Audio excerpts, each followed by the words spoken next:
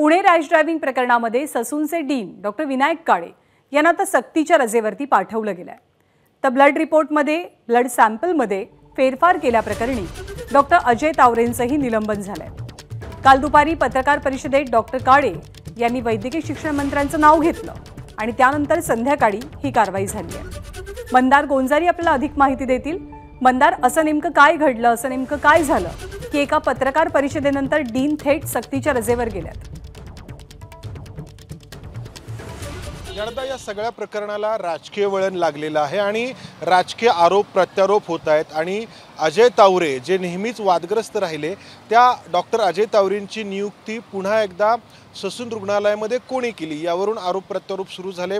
वडगाव शहरीचे आमदार सुनील टिंगरे यांचं शिफारस पत्र जे डॉक्टर अजय तावरे यांना त्या ठिकाणी नियुक्त करण्यात यावं हे समोर आलं आणि त्यावरती निर्णय घेतला तो अर्थातच या विभागाचे मंत्री असलेला हसन मुश्रीफ यांनी आणि त्यामुळे हसन मुश्रीफ हे अडचणीत येण्याची शक्यता निर्माण झाली। त्याचवेळी डॉक्टर विनायक काळे जे डीन आहेत त्यांना देखील प्रश्न विचारले जाऊ लागले।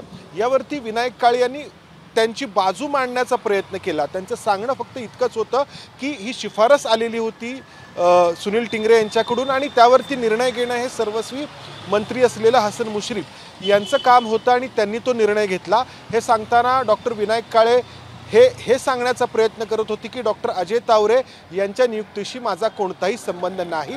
मात्र हे सांगताना अर्थातच हसन मुश्रीफ यांचं नाव समोर आलं आणि त्या हसन मुश्रीफ यांच्या रागातून किंवा हे सगळं प्रकरण हसन मुश्रीफ यांच्या बरोबर म्हणजे स्वतःला विचारलेल्या प्रश्नांसंदर्भातलं स्पष्टीकरण देत असताना डीननं नाव घेतलं ते हसन मुश्रीफांचं आणि कदाचित हेच नाव घेणं त्यांना भोवलं असावं अशी शक्यता व्यक्त होते।